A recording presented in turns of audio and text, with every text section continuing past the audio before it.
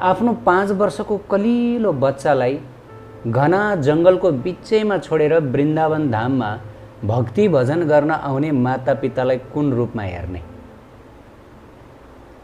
उत्कृष्ट आध्यात्मिक जानकारीहरूका लागि नेपालकै पहिलो शुद्ध आध्यात्मिक च्यानल टिभी लजिकल कृष्णलाई सब्स्क्राइब गर्न नभुल्नुहोला र हरेक अपडेट्सका लागि यो बेल आइकन पनि दबाइदिनुहोला। आफ्नो 5 वर्षको कलिलो बच्चालाई घना जङ्गलको बिचैमा छोडेर वृन्दावन धाममा भक्ति भजन गर्न आउने मातापितालाई कुन रूपमा हेर्ने? 5 वर्षको कलिलो बालक हेर्दा कस्तो हुन्छ? कति प्यारो हुन्छ। अनि त्यसमा पनि बालक भनेको त भगवत स्वरूप नै भनेर शास्त्रमा बताइएको छ। अब यो घटना जब मैले पहिलोचोटि सुने त्यसपछि मेरो आङ सिरिङ्ग भयो। एकदम मैले सुन्नलाई पनि तपस्या गर्नु परेको थियो। अब यो घटना म यहाँहरूलाई सुनाउन जाँदैछु। यस्ता मातापिता जसले भक्ति भजन गर्न भगवत प्राप्तिका लागि भनेर आफ्नो 5 वर्षको बच्चालाई घना जङ्गलको बिचैमा छोडेर वृन्दावन धाममा वैरागी जीवन बिताउन भनेर आए। एक व्यक्ति थिए, ती व्यक्तिलाई पारिवारिक जीवनबाट एकदम वैराग्य आयो, विरक्त भए। घर परिवारदेखि अब मन विरक्त भयो। अब ज्यादा घर परिवारमा बस्न मन लागेन। अनि त्यसपछि उनले आफ्नी पत्नीलाई भने, हे पत्नी देवी, मलाई वैराग्य आएको छ, म वृन्दावन धाममा जान्छु, म राधारानीको चरणाश्रय लिन्छु, मेरो चिन्ता नगर्नु, राम्रोसँग घरमा बस्नु, बच्चाको ख्याल राख्नु, अब यो सरसम्पत्तिहरू छ सरसम्पत्तिको पनि हेरचाह गर्नु, अब म फर्केर आउँदिनँ, चिन्ता नगर्नु, राम्रोसँग बस्नु ल भनेर त्यसपछि ती व्यक्ति घरबाट बाहिर निस्किए, आफ्नो पाइला चाले। त्यत्तिकैमा पत्नी ती व्यक्ति ती वैराग्यको शरणमा परिन् र भनिन्, हे स्वामी, हे पतिदेव, कृपया हजुरले मलाई पनि आफ्नो साथमा लिएर जानुहोला। म त हजुरकी अर्धाङ्गिनी हुँ, हजुरकी पत्नी हुँ, म हजुर बिना कसरी बाँच्न सक्छु? म हजुर बिना बाँच्न सक्दिनँ। हे स्वामी, मलाई हजुरबाट टाढा नराख्नुहोस्, मलाई पनि हजुरकै साथमा लिएर जानुहोस्, म पनि हजुरसँगै भक्ति भजन गर्छु, हजुर वैरागी बन्नुहुन्छ भने म पनि वैरागिनी बन्छु भनेर आफ्नो श्रीमानको चरणमा परिन्। त्यसपछि श्रीमानले भन्नुभयो, होइन होइन, तिमी घरमै बस्नु, बच्चाको ख्याल राख्नु, अब घरमा यत्र सम्पत्तिहरू छन्, यो सम्पत्तिको पनि तिमीले देखभाल गर्नुपर्छ, तिमी विरक्त बन्नी होइन, घरमै बस्नु भनेर सम्झाइ बुझाइ श्रीमानले गरे। तर पनि अब पतिव्रता थिइन्। अब श्रीमानले जतिसुकै सम्झाइ बुझाइ गरेर पनि उनले सम्झिनन्। उनले आफ्नो ढिपी छोडिनन्। हे स्वामी, मलाई पनि हजुरसँगै लिएर जानु होला। अनि त्यसपछि श्रीमानले भन्नुभयो, तिमी मसँग गयो भने त तिमीले मलाई मेरो भक्ति भजनमा डिस्टर्ब गर्छौ, तिमीले यो चाहियो त्यो चाहियो, धेरै कुराहरू डिमान्ड गर्छौ, त्यस कारणले गर्दाखेरि म तिमीलाई लिएर जान सक्दिनँ। होइन होइन स्वामी, होइन, त्यस्तो म केही गर्दिनँ, म हजुरलाई केही माग्दिनँ, म केही डिमान्ड गर्दिनँ, म हजुरलाई केही कुनै पनि तरिकाले दुःख दिन्न, म पनि भक्ति भजन गर्छु, हजुरको सेवा गर्छु।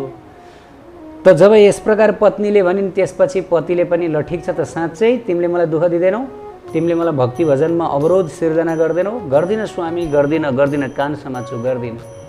ल ठिक छ, त्यस भए ल हिँड। त्यसपछि पत्नीले भनिन्, हुन्छ स्वामी, म यसो एकछिन भित्र घरभित्र गएर आउँछु, तालचा त लगाउनु पर्यो नि। त्यसपछि आएर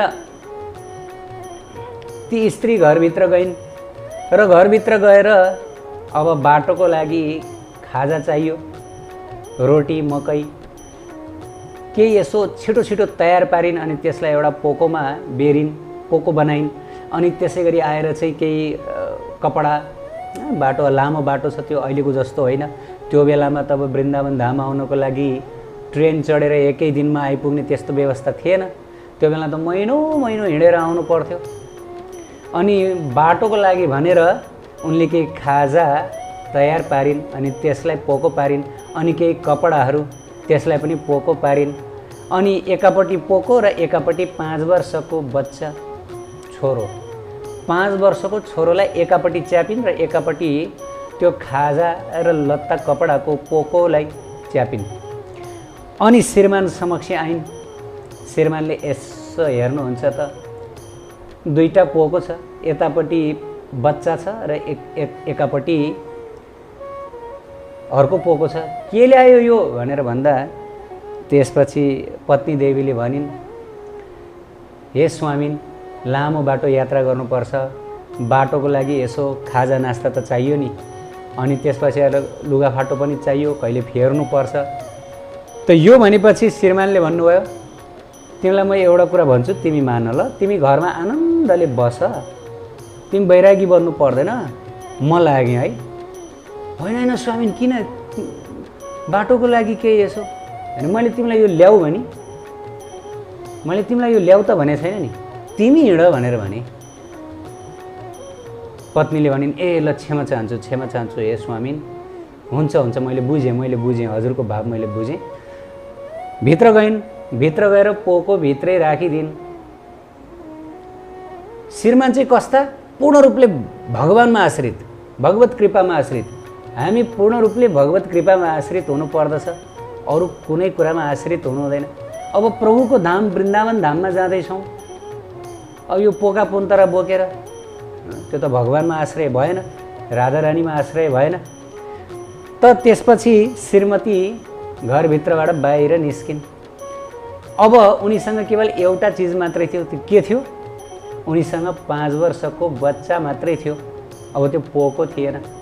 श्रीमानले यसो हेर्नुहुन्छ, कसलाई ल्यायो? श्रीमतीले भन्छन्, हे स्वामी, बच्चालाई ल्याएको, बाबुले ल्याएको। श्रीमानले भन्छ, तिमीलाई मैले ल्याऊ भने, तिमीलाई मैले के भने? यदि मसँग वृन्दावन जानु छ भने तिमी हिँड, तिमीलाई मैले तिम्रो साथमा के ल्याऊ भने? स्वामी, के भन्नुभयो हजुरले? बच्चा, हाम्रो बाबु, म त उसको मम्मी हो नि, आमा हो नि। होइन, हजुरले के भनी बक्सेको? ल ठिक छ, घरमा बस, बच्चाको ख्याल राख, घर चलाऊ, बस, म लागेँ, ठिक छ, आनन्दले बस्नु भनेर श्रीमान त्यसपछि अब लुई हिँड्न थाले घरबाट। त्यसपछि अब पत्नी आफ्नो पतिको चरणमा परेर रुन थालिन्, हे स्वामी, यस्तो नगरी बक्सियोस्, हजुर किन यति कठोर हुनुभएको? हाम्रो यो बच्चा, हाम्रो यो छोरो 5 वर्षको यस्तो कलिलो बाबुलाई कसरी घरमा छोडेर हामी हिँड्न सक्छौँ? वास्तवमा भक्ति भने यो हो त? भगवानले यही सिकाउनु भएको छ त? शास्त्रमा पनि बताइएको छ, तितिक्षवा करुणिका सुहृद सर्वदेहिनम अजात शत्रवः शान्तः साधव साधुभूषण। वास्तवमा जो सच्चा साधु हो, त्यो साधुमा 6वटा गुण हुन्छ, दिव्य गुण। के हो? एउटा तितिक्षवा, ऊ एकदमै तितिक्षवान हुन्छ, सहनशील, जस्तो सुकै दुःख कष्ट पीडा बेइज्जती सब कुरो उसले सहन सक्दछ। यो साधुको सबैभन्दा महत्त्वपूर्ण गुण हो। अनि अर्को कारुणिका। कारुणिका भनेको अन्य जीवहरूप्रति एकदमै करुणावान, दयावान, यो साधुको गुण। सुहृद सर्वदेहिनम, अन्य सम्पूर्ण देह, अन्य सम्पूर्ण प्राणीहरूको सुहृद मित्र। अजात शत्रवः, उसको कोही पनि शत्रु नहुने, शान्त, हरदम शान्त रहिरहने। साधव साधुभूषण, साधुको आभूषण भनेको त यो हो। तर यहाँ यी बैरागी जो साधु हुनुहुन्छ, भगवान प्राप्तिका लागि भनेर वृन्दावन धाम आउँदै हुनुहुन्छ, तर उहाँमा त ठ्याक्कै यसको उल्टो देखियो। हेर्नुहोस् त, सुहृद सर्वदेहिनाम भनेको सबै प्राणीहरूप्रति सुहृद हुनुपर्छ, दयावान हुनुपर्छ भनियो। यहाँ चाहिँ उहाँ आफ्नै छोरो 5 वर्ष, त्यो पनि ठुलो 20-22 वर्षको भए त हो भन्नु, 5 वर्षको बच्चालाई घरमा छोडिदिएर जाउँ भन्ने। ओहो, त पत्नीले भने, हे स्वामी, हजुरको मन किन यस्तो कठोर भयो? हाम्रो बच्चा हो, हाम्रो बाबु। श्रीमानले भन्नुभयो, ल ठिक छ, मेरो मन कठोर भयो, मेरो मनमा दया भएन, मेरो मनमा माया भएन, बस, आनन्दले घरमा बस, ठिक छ घर हेर बस भगवान्ले तिमीलाई र तिमीहरूको रक्षा गर्नुहुन्छ भनेर हिँड्न थाल्नुभयो। अब पत्नी थिइन् पतिव्रता। पहिलाको जमानामा के हुन्थ्यो भन्दा अहिलेको जस्तो होइन। अहिले प्राय अहिले जमाना कस्तो आयो भन्दाखेरि बरु पति त्याग्न तयार हुने तर अरू कुराहरू त्याग्न नसक्ने। तर त्यो बेलामा के थियो भन्दाखेरि सब कुरो त्याग्न सक्ने तर पति त्याग्न नसक्ने। जस्तै कुन्ती देवीले पनि बरु आफ्ना लाला बाला छोराहरू 5 पाण्डवलाई छोडेर सती जान तयार हुनुभयो पाण्डुका साथमा। श्रीमान भनेको त्यस्तो भ्याल्यु के पहिला। पति भनेको भगवान्भन्दा पनि भ्यालुएबल मूल्यवान र भगवान र यदि पतिसँगै आउनुहुन्छ भने बरु भगवान्लाई त्यति महत्त्व हुँदैन होला तर पतिलाई त्यस्तो महत्त्व त्यो समय है। अहिले त होइन, अहिले त ठ्याक्कै उल्टो छ। त के भयो भन्दाखेरि त्यसपछि पतिव्रता थिइन्, निष्ठावान थिइन्, पतिको चरणमा परेर रोइ कराई गरिन्, हे स्वामी हे स्वामी। अब आमाको मन कस्तो हुन्छ तपाईँ हामी आमाको ठाउँमा बसेर हेरौँ त। आफ्नो बालक छोरो 5 वर्षको कति प्यारो हुन्छ हैन, उसको शब्द सुनेर कति आनन्द आउँछ। उसले खेल्छ, उसले मामु मामु बाबा बाबा भन्दा कस्तो आनन्द आउँछ। त्यस्तो बालकलाई छोडेर घरमा अब भगवत प्राप्तिको लागि भनेर चाहिँ वृन्दावन धाममा कस्तो कठोर आमामामामा। अब श्रीमानको कुरो मान्नै पर्यो। पतिव्रता थिइन्, मुटुमाथि ढुङ्गो राखेर आँखाभरि आँसु बलिन्द्र आँसुको धारा बगाएर एकदमै आलाप बिलाप गरेर घरभित्र गइन् र घरभित्र गइन् र त्यसपछि बाहिर आइन्। अनि श्रीमान अगाडि अगाडि श्रीमती पछाडि पछाडि। यस प्रकार हिँड्ने क्रममा रात भयो, त्यस्तै साँझको 7-8 बज्यो। अनि त्यो समयमा घना जङ्गलको बिचमा पुगे। अनि त्यो बेलामा बच्चा रोएको आवाज आयो। श्रीमानले यसो अगाडिबाट चाहिँ यसो मुन्टो पछाडि फर्काएर हैन बच्चाको आवाज आउँछ, कहाँबाट कसको आवाज आयो भनेर यसो श्रीमतीलाई सोद्धाखेरि बिचारी श्रीमतीले आफ्नो 5 वर्षको कलिलो बालकलाई आफ्नो काखमा पछ्यौराले छोपेर ल्याएकी रहेछन्। उनको मनमा लाग्यो अहिले यहाँ उहाँले भन्नुभएको पछि बीच बाटोमा पुगेपछि उहाँले केही पनि भन्नुहुन्न, म फकाइफुलाई गरिहाल्छु नि, सम्झाइ बुझाइ गरिहाल्छु नि, आफ्नै बच्चा त हो नि हैन। उहाँले त्यस्तो केही गर्नुहुन्न। जब श्रीमानले त्यो बच्चो काखमा च्यापेको जब देखे त्यसपछि ती श्रीमानले हे पत्नी देवी अब तिमी यहाँबाट आफ्नो घर फर्क, अब म यहाँबाट वृन्दावन जान्छु, बस नमस्कार, तिमी र तिम्रो बच्चा घर जाऊ, यहाँबाट म वृन्दावन गएँ भनेर अब लुई लुई हिँड्न थाले। अब चकमन्न रात छ, जङ्गलको बिचमा कता जाने के गर्ने। 5 वर्षको बच्चो पतिको चरणमा परेर हे प्रभु हे भगवान हे स्वामी हजुरको हृदय कस्तो कठोर भयो।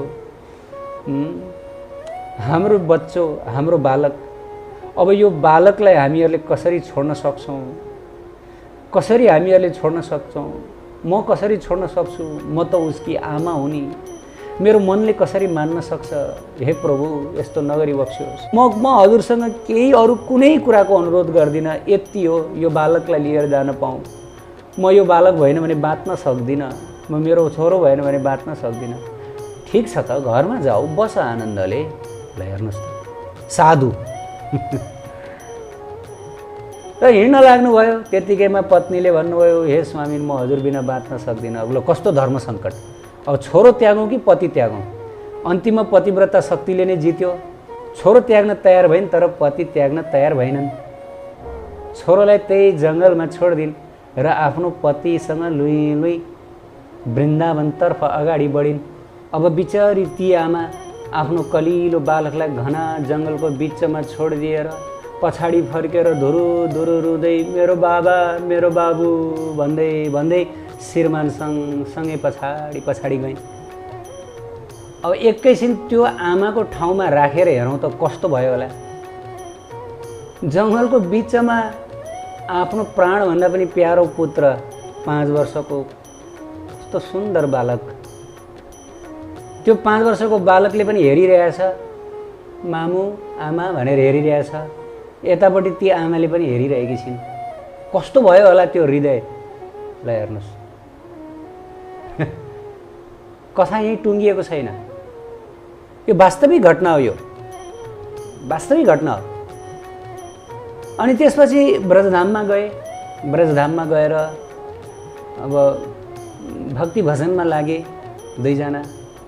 यस प्रकार भक्ति भजनमा लागेको 20 वर्ष बित्यो।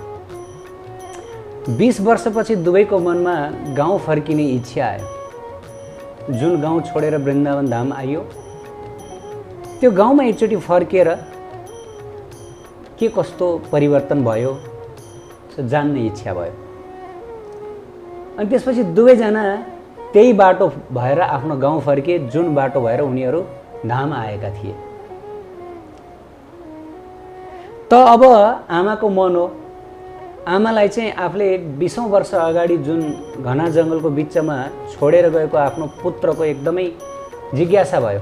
अब हुन त बाघ भालुले खायो होला, अब जङ्गलको बिचमा जिउँदो त छैन होला, तर पनि आमाको मन हैन कहीँ कतै जिउँदो छ कि, कहीँ कतै अब जिउँदो हुने त कुरै भएन, तर पनि आमाको मनमा त्यो हुन्छ नि।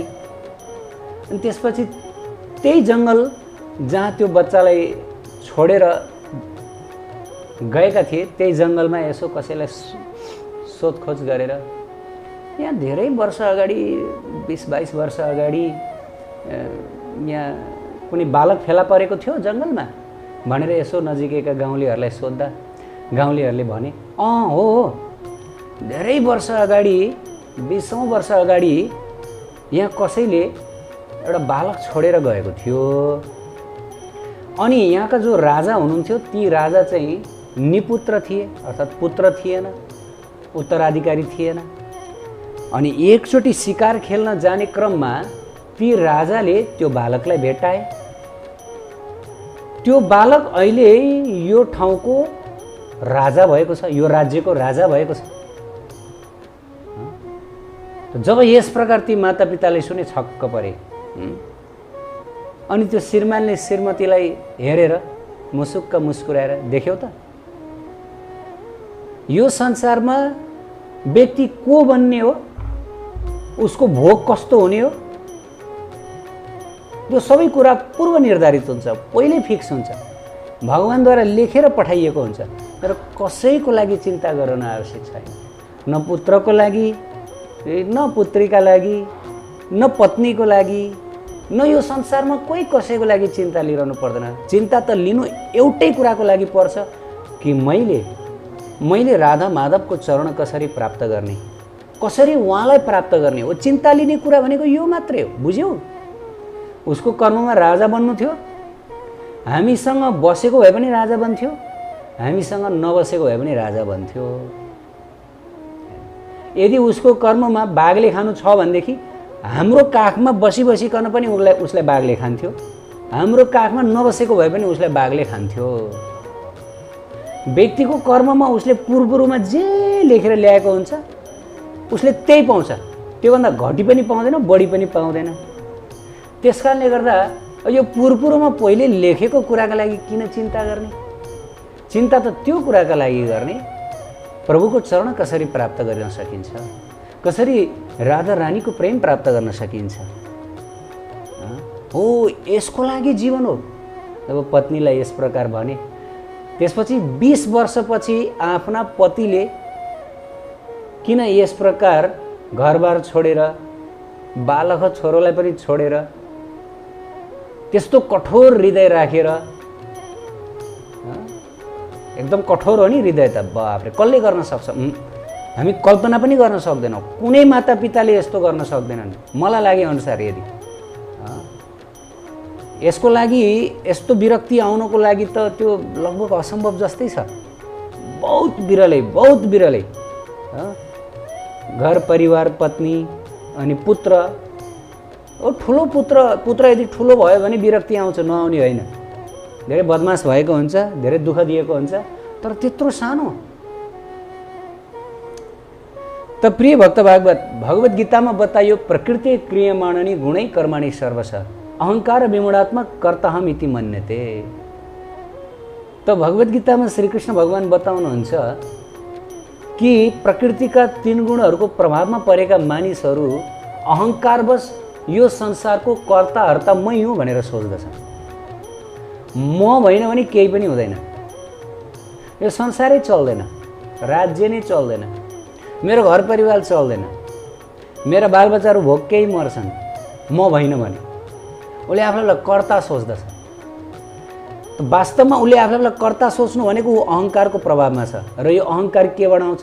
प्रकृतिको 3 गुणबाट आउँदछ। वास्तवमा ऊ भए पनि नभए पनि संसार आफ्नो यथावत रूपमा चलिरहन्छ, संसारको गाडी चलिरहन्छ। ऊ भए पनि नभए पनि उसको केही भूमिका हुँदैन संसारमा। हरेक व्यक्तिले आफ्नो जे भोग्छ त्यही भोग्ने हो।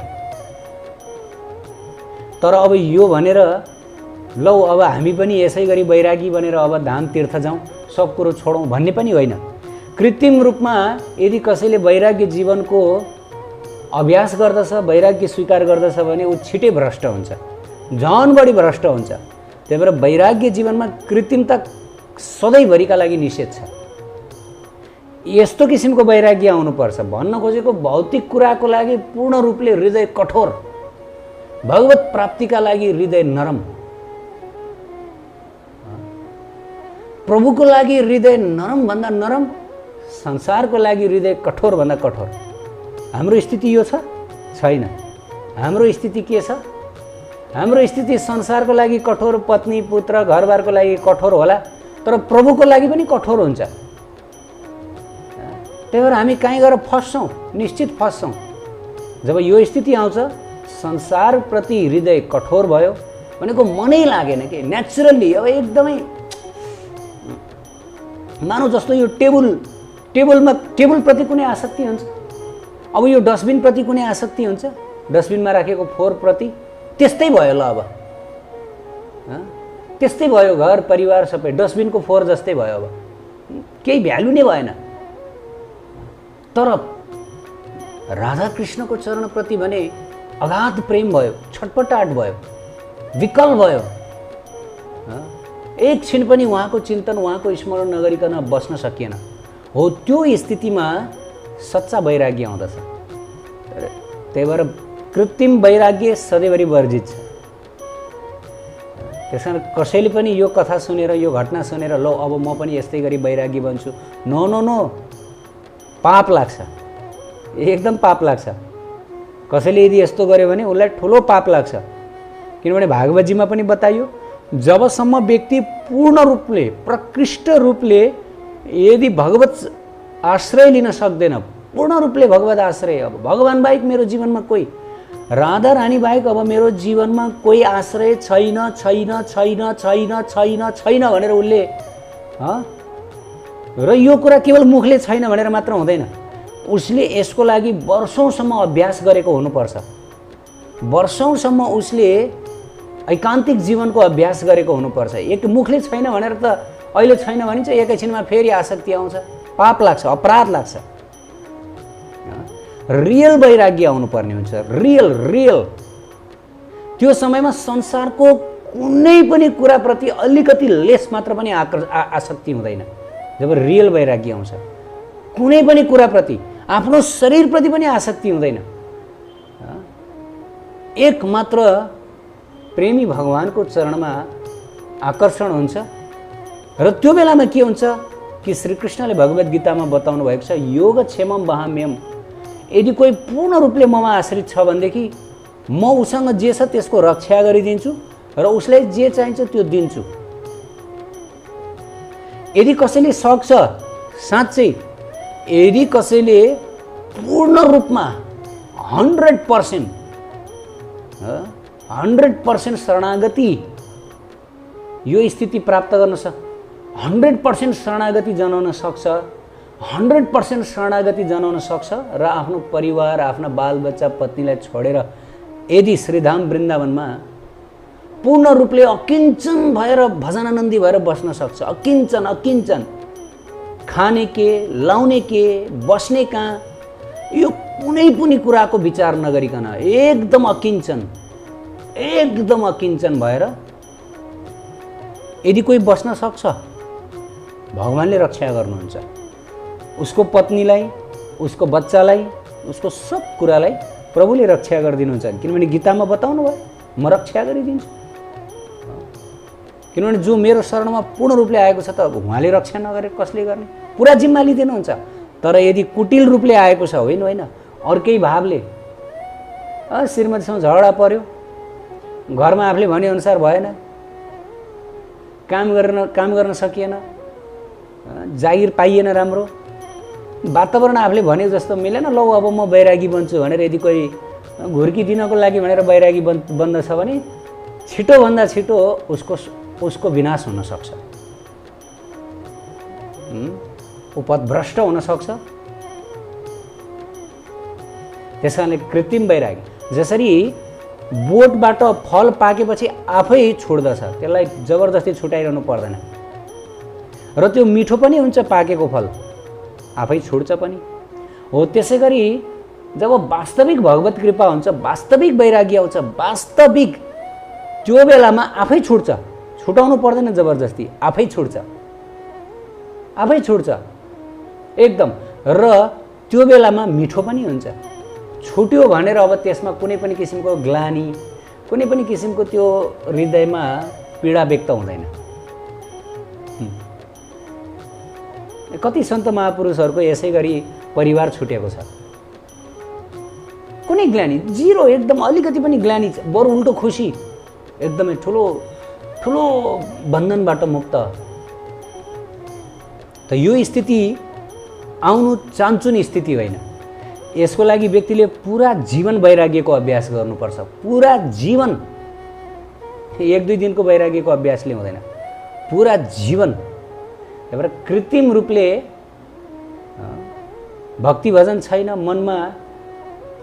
मनमा प्रभुको चरणमा प्रेम, प्रगाढ प्रेम, अब बाँच्नै सकिन्न, यस्तो स्थिति छैन भनेदेखि राम्रो घरमा बस्नु, बालबच्चा, पत्नी, आफ्नो व्यापार व्यवसाय हेर्नु, भक्ति भजन गर्दै गर्नु, प्रार्थना गर्दै गर्नु, बरु यसमा कल्याण हुन्छ,